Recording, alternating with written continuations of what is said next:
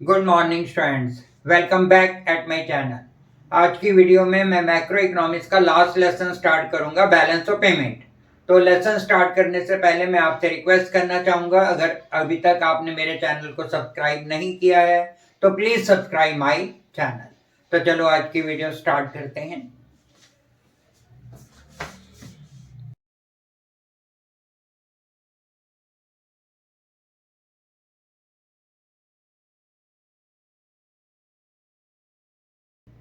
तो first of all, meaning of balance of payment. Balance of payment होता क्या है? तो बैलेंस ऑफ पेमेंट एक सिस्टमेटिक रिकॉर्ड है किस चीज का? एक्सपोर्ट और इंपोर्ट का। ठीक है, हमारी कंट्री के लोग जो है रेस्ट ऑफ द वर्ल्ड के साथ बहुत ही इकोनॉमिक ट्रांजैक्शंस करते हैं। इकोनॉमिक ट्रांजैक्शन मतलब एक्सपोर्ट और इंपोर्ट करते हैं। तो बैलेंस ऑफ पेमेंट इन्हीं एक्सपोर्ट और इंपोर्ट का एक सिस्टमेटिक रिकॉर्ड होता है। ठीक है, तो अगर हम एक्सपोर्ट करते हैं अदर कंट्री से तो हमें इनकम मिलती है, हमें प्रॉफिट मिलता है। ठीक है, फॉरेन एक्सचेंज का इनफ्लो होता है एक्सपोर्ट करने से। और अगर हम इंपोर्ट करते हैं तो फॉरेन एक्सचेंज का आउटफ्लो होता है, हमारे एक्सपेंसेस हो जाते हैं, हमारी जो फॉरेन एक्सचेंज है अदर कंट्रीज को चली जाती है। तो बैलेंस ऑफ पेमेंट में इसी तरह से इसकी दो साइड होती हैं। जैसे अकाउंट के स्टूडेंट बैलेंस शीट बनाते हैं, एक साल की बैलेंस शीट होती है। तो बैलेंस शीट में पता लग जाता है कितने एसेट्स हैं, कितनी लाइबिलिटी हैं। बैलेंस शीट की दो साइड होती हैं, डेबिट साइड और क्रेडिट साइड। इसी तरह से बैलेंस ऑफ पेमेंट की भी दो साइड होंगी, एक डेबिट साइड होगी और एक क्रेडिट साइड होगी। ठीक है, अगर हमें इनकम मिलती है तो जो अकाउंट के स्टूडेंट्स हैं उनको पता है, अगर आपको इनकम हुई तो आप इनकम को किधर लिखोगे? हाँ बिल्कुल करेक्ट, इनकम को आप लिखोगे क्रेडिट साइड। और अगर आपके एक्सपेंसेस हुए तो आप उसको डेबिट साइड लिखोगे। तो बैलेंस ऑफ पेमेंट में भी ऐसा ही होता है, उसकी दो साइड होती है, एक डेबिट साइड और एक क्रेडिट साइड। जो एक्सपोर्ट आइटम्स होंगी, क्योंकि एक्सपोर्ट आइटम से हमें अर्निंग होगी, उसको हम क्रेडिट साइड लिखेंगे। और जो इंपोर्ट आइटम्स होंगी उससे हमें एक्सपेंसेस होंगे, फॉरेन एक्सचेंज का आउटफ्लो होगा, उसको डेबिट साइड लिखेंगे। ठीक है, तो चलो देखते हैं इसका क्या मीनिंग है बैलेंस ऑफ पेमेंट का। तो मैंने आपको समझ इंट्रोडक्शन दिया है।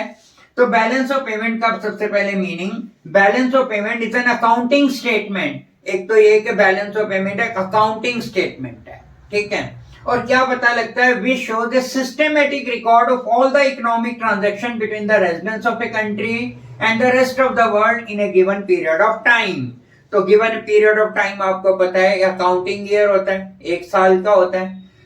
तो क्या होता है balance of payment? Balance of payment एक सिस्टमेटिक रिकॉर्ड है। किस चीज का सिस्टमेटिक रिकॉर्ड है? इकोनॉमिक ट्रांजैक्शंस का। जो इकोनॉमिक ट्रांजैक्शंस होते हैं between the residents of a country, जैसे हमारी कंट्री के नॉर्मल रेजिडेंट्स के बीच में and the rest of the world के बीच में। ठीक है, तो अगर हम सिंपल लैंग्वेज में समझो तो balance of payment is a systematic record of export and import. ठीक है, तो ये इसकी डेफिनेशन हो गई, एक साल का ये होता है। इकोनॉमिक ट्रांजैक्शन, अब इसमें एक वर्ड आया है ना, ऑल द इकोनॉमिक ट्रांजैक्शन। तो इकोनॉमिक ट्रांजैक्शन का मतलब क्या है? Economic transaction refer to those transaction which involve transfer of title और ownership of goods, services, money and assets. They broadly categorise as under. तो इकोनॉमिक ट्रांजैक्शंस होते हैं, इनमें जैसे हमने बाहर की कंट्री से कंप्यूटर परचेज किए।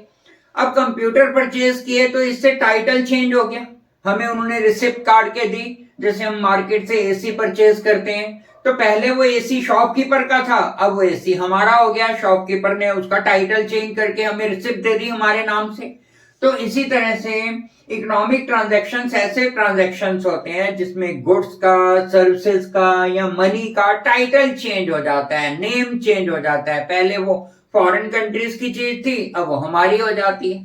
ठीक है, दे ब्रॉडली कैटेगराइज एज अंडर। अब जो इकोनॉमिक ट्रांजैक्शन है वो जनरली चार तरह के होते हैं। कौन कौन से?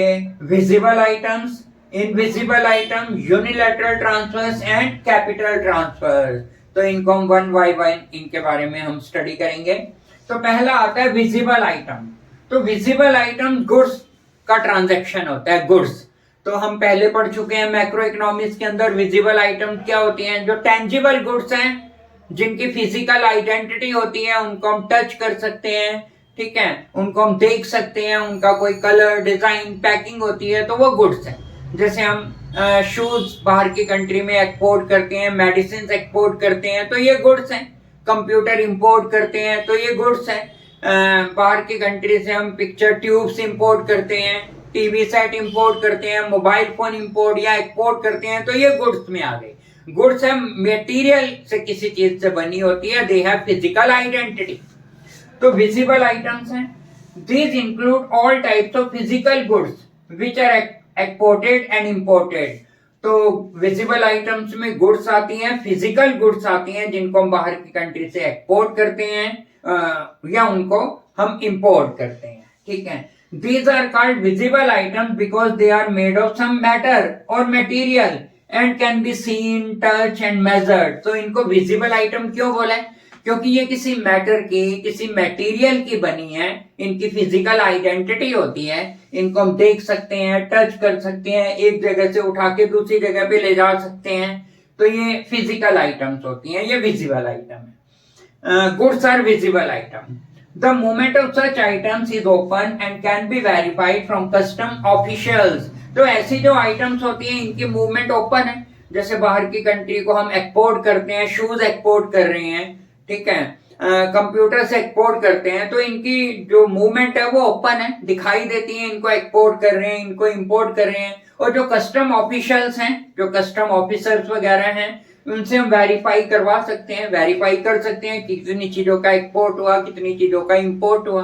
तो फर्स्ट आइटम हमारी ये आती है विजिबल आइटम्स, ठीक। Next item of economic transaction is invisible item.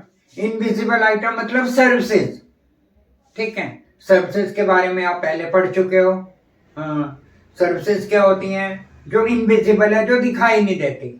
जैसे मैं पढ़ा रहा हूं, ये सर्विसेज का काम है।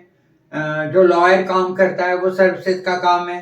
तो सर्विसेज में मेन इकोनॉमिक्स में आती हैं बैंकिंग, इंश्योरेंस, शिपिंग, ये सर्विसेज में इंक्लूड की जाती हैं, ठीक है। Invisible item, invisible items include all types of services which are exported and imported. तो सारी तरह की सर्विसेज आएंगी जिनको एक्सपोर्ट भी करते हैं और इंपोर्ट भी करते हैं। These are called invisible items because they don't have any physical identity. They are not made of any matter and they cannot be seen, felt, touched or measured. अब इनको invisible item क्यों बोला है? ठीक है, क्योंकि ये किसी मैटर से बनी नहीं होती, इनकी कोई फिजिकल आइडेंटिटी नहीं होती, ठीक है। इनको हम देख नहीं सकते, उठा के एक जगह से दूसरी जगह रख नहीं सकते, तो इसलिए इनको सर्विसेज बोलते हैं। तो इनके क्या एग्जांपल्स हैं? इनके एग्जांपल है बैंकिंग, इंश्योरेंस, शिपिंग, टीचिंग।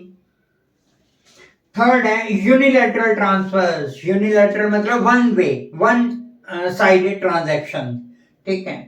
तो unilateral transfers include gifts, personal remittance and other one way transaction, ठीक है।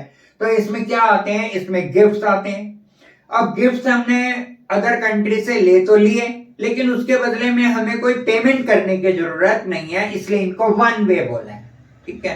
अनरिक्विटेड ट्रांसफर्स भी इनको बोलते हैं। फोर्थ आता है capital transfers. Capital transfers relate to capital received through borrowing. तो इसमें बोरिंग आएगा, इससे ये कैपिटल ट्रांसफर्स के अंदर वो आइटम्स इंक्लूड करेंगे जिनसे के या तो असेट्स रेड्यूस होते हैं या इंक्रीज होते हैं, या लाइबिलिटी इंक्रीज होती है या लाइबिलिटी रेड्यूस हो जाती है, ठीक है। जैसे बोरिंग करी या लैंडिंग टू अब्रॉड करी, या फिर कोई असेट्स परचेज किए, असेट्स सेल किए, ये आइटम आएंगी कैपिटल ट्रांसफर्स में। Capital transfers relate to capital receipt through borrowing. अगर हमने उधार लिया तो कैपिटल रिसिप्ट होगी। अगर कोई असेट सेल किया फॉरेन कंट्री को तो उससे हमें पेमेंट रिसीव होगी, ठीक है। तो वो कैपिटल रिसिप्ट कहलाएगी। एंड कैपिटल पेमेंट इसी तरह कैपिटल पेमेंट है। तो थ्रू कैपिटल रीपेमेंट्स और परचेज ऑफ असेट्स, अगर हम बाहर की कंट्री से कोई असेट्स परचेज करते हैं तो हमें पेमेंट करनी पड़ेगी, ठीक है। या फिर थ्रू कैपिटल रीपेमेंट, अगर हमने बोरो कर रखा था उसको रीपे कर दिया तो कैपिटल पेमेंट हो गई। तो इसमें इस तरह के ट्रांजैक्शंस आते हैं, ये कैपिटल ट्रांसफर्स है। बोरिंग हो गया, लैंडिंग हो गया, असेट्स का सेल और परचेज हो गया। Now structures of balance of payment account. Balance of payment account जो है डबल एंट्री सिस्टम के अंडर बनाया जाता है। इसकी दो साइड्स होती हैं, एक डेबिट साइड और एक क्रेडिट साइड। ठीक है, जो इंपोर्ट आइटम्स होंगी वो डेबिट साइड लिखेंगे, ठीक है, और जो एक्सपोर्ट आइटम्स होंगी उनको क्रेडिट साइड लिखा जाएगा। तो इट मींस ऐसी आइटम जिनसे के फॉरेन एक्सचेंज का आउटफ्लो होगा वो नेगेटिव आइटम है, वो इंपोर्ट के आइटम है। जैसे हमने बाहर की कंट्री से कंप्यूटर्स इंपोर्ट किए, अगर हम कंप्यूटर्स इंपोर्ट कर रहे हैं तो हमें फॉरेन एक्सचेंज की पेमेंट करनी पड़ेगी। तो debit side means it is payment side. और अगर हम बाहर की कंट्री को सामान एक्सपोर्ट करते हैं तो एक्सपोर्ट करने से हमें इनकम होगी, अर्निंग होगी, प्रॉफिट होगा, तो उसको क्रेडिट साइड लिखेंगे। ठीक है, तो क्रेडिट आइटम्स को हम पॉजिटिव आइटम भी बोलते हैं और रिसिप्ट साइड बोलते हैं। ठीक है, रिसिप्ट मतलब पेमेंट रिसीव होगी, करेंसी का फॉरेन एक्सचेंज का इनफ्लो होगा एक्सपोर्ट करने से, और इंपोर्ट करने से करेंसी का फॉरेन एक्सचेंज का आउटफ्लो होगा। ठीक है, तो balance of payment accounting uses the double entry system for recording transaction with the rest of the world. तो डबल एंट्री सिस्टम का यूज किया जाता है इकोनॉमिक ट्रांजैक्शन को एंटर करने के लिए। Like any business account, BOP account has two side. तो बैलेंस ऑफ पेमेंट अकाउंट की दो साइड्स होते हैं, एक डेबिट साइड और एक क्रेडिट साइड। क्रेडिट साइड क्या होती है? All inflows. तो इनफ्लो मतलब इनफ्लो फॉरेन एक्सचेंज, हमारे पास फॉरेन एक्सचेंज आएगी, कहां से आएगी? एक्सपोर्ट से आएगी। ठीक है, तो ऑल इनफ्लोज ऑफ और sources of foreign exchange are recorded on credit side. ठीक है, तो जितने भी फॉरेन एक्सचेंज के इनफ्लो होंगे उसके सोर्सेज जैसे एक्सपोर्ट करके, तो वो क्रेडिट साइड आएगी। ठीक है, और डेबिट साइड ऑल आउटफ्लोज। तो डेबिट साइड में सारे आउटफ्लो आएंगे। आउटफ्लो किस चीज के? फॉरेन एक्सचेंज के आउटफ्लोज। ठीक है, तो वो डेबिट साइड आएंगे। In the accounting sense, BOP is always balanced. However, in economic sense, BOP need not to be always in balance. ठीक है, it means BOP can be. तो अकाउंटिंग सेंस में तो BOP जैसे बैलेंस शीट होती है वो हमेशा बैलेंस रहती है, ना भी बैलेंस हो तो उसको बैलेंस कर देते हैं। तो BOP अकाउंटिंग सेंस में तो it is always balance, but in economic sense ये जरूरी नहीं है कि ये बैलेंस हो। तो कभी इंपोर्ट ज्यादा हो गया, ज्यादातर तो हमारा इंपोर्ट ही ज्यादा है हमारे इंडिया के पॉइंट ऑफ व्यू से, एक्सपोर्ट हमारा कम है, इंपोर्ट हमारा ज्यादा है। ठीक है, तो जरूरी नहीं है कि बीओपी हमेशा बैलेंस रहे। अब ये बीओपी जो है उसके तीन हो सकते हैं, एक तो बैलेंस बीओपी, सरप्लस और डेफिसिट। तो बैलेंस बीओपी कब होगा? जब उसकी एक्सपोर्ट साइड और इंपोर्ट साइड दोनों इक्वल होंगे तो वो बैलेंस्ड होगा। ठीक है, यानी कि जितनी हमने रिसीव किया फॉरेन कंट्री से, एक्सपोर्ट से जो पेमेंट हमें रिसीव हुई उतनी ही हमने पेमेंट करनी है, तो उसकी दोनों साइड बैलेंस है। डेबिट साइड और credit side both are equal to each other, export और इंपोर्ट बराबर है, रिसिप्ट साइड और पेमेंट साइड इक्वल है, तो वो बैलेंस बीओपी होगा। सरप्लस मतलब फायदे का। फायदा कब होगा? अगर हमारी क्रेडिट साइड ज्यादा है और डेबिट साइड कम है तो वो सरप्लस होगा। यानी कि हमारा एक्सपोर्ट ज्यादा है और इंपोर्ट कम है, फॉरेन कंट्री से पेमेंट हमने रिसीव ज्यादा करनी है, पे उनको कम करनी है, तो वो सरप्लस होगा when export is greater than import. और डेफिसिट घाटे का, अगर हमारा इंपोर्ट ज्यादा है और एक्सपोर्ट कम है, यानी कि पेमेंट हमने फॉरेन कंट्रीज को ज्यादा करनी है, रिसीव उनसे कम करनी है, तो balance of payment will be deficit. तो deficit BOP is deficit when export is less than import. ठीक है, अब बैलेंस ऑफ पेमेंट से रिलेटेड एक कंसेप्ट और आता है बीओटी, बैलेंस ऑफ ट्रेड। तो बीओपी एंड बीओटी दोनों में डिफरेंस है। बैलेंस ऑफ पेमेंट में तो सारे इकोनॉमिक ट्रांजैक्शंस आते हैं। बैलेंस ऑफ पेमेंट के अंदर विजिबल आइटम भी आती हैं, इनविजिबल आइटम भी आती हैं, यूनिलैटरल ट्रांसफर्स भी आती हैं और कैपिटल ट्रांसफर्स भी आते हैं। It is a comprehensive concept. और बीओपी के अंदर only visible items are included, only goods आती हैं इसमें। ठीक है, ये दोनों में डिफरेंस है। तो देखो meaning of balance of trade. Balance of trade refers to difference between the amount of export and import of visible items, goods. ठीक है, तो जो टेंजिबल आइटम भी बोलते हैं, जो गुड्स हैं, तो बैलेंस ऑफ पेमेंट के अंदर डिफरेंस आता है एक्सपोर्ट और इंपोर्ट का ओनली ऑफ विजिबल आइटम्स, तो इसमें इनविजिबल आइटम इंक्लूड नहीं करते, ठीक है। Balance of trade equal to export of goods minus import of goods.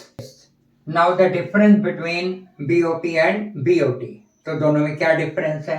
तो जैसे कि मैंने पहले बताया, जो बैलेंस ऑफ ट्रेड है वो एक नैरो कंसेप्ट है। बैलेंस ऑफ ट्रेड में सिर्फ export and import of visible items are included, इनको मर्चेंडाइज आइटम भी बोलते हैं विजिबल आइटम्स को।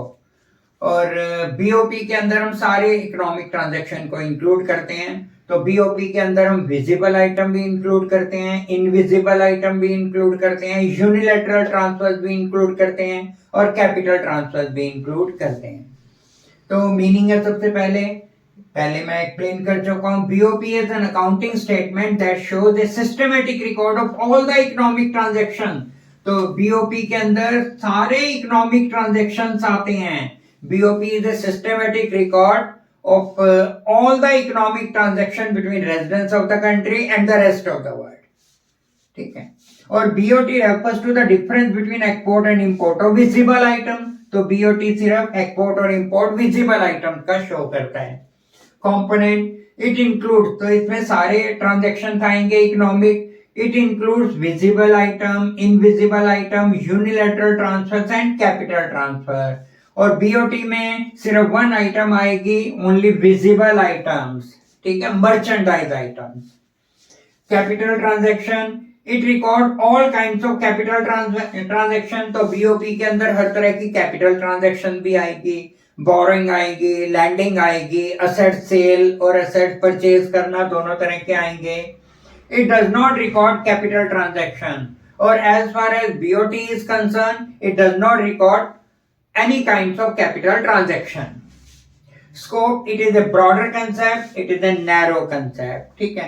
तो BOT एक narrow concept है और BOP broader concept है। In other word you can say balance of trade is only a part of BOP। Balance of trade जो है BOP का एक पार्ट है, ठीक है। तो आज की वीडियो के लिए इतना ही।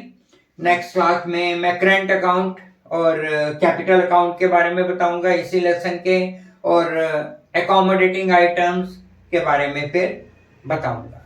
तो अभी तक आपने अगर मेरे चैनल को सब्सक्राइब नहीं किया है तो please subscribe my channel, please like, share and subscribe my channel. Thanks for watching.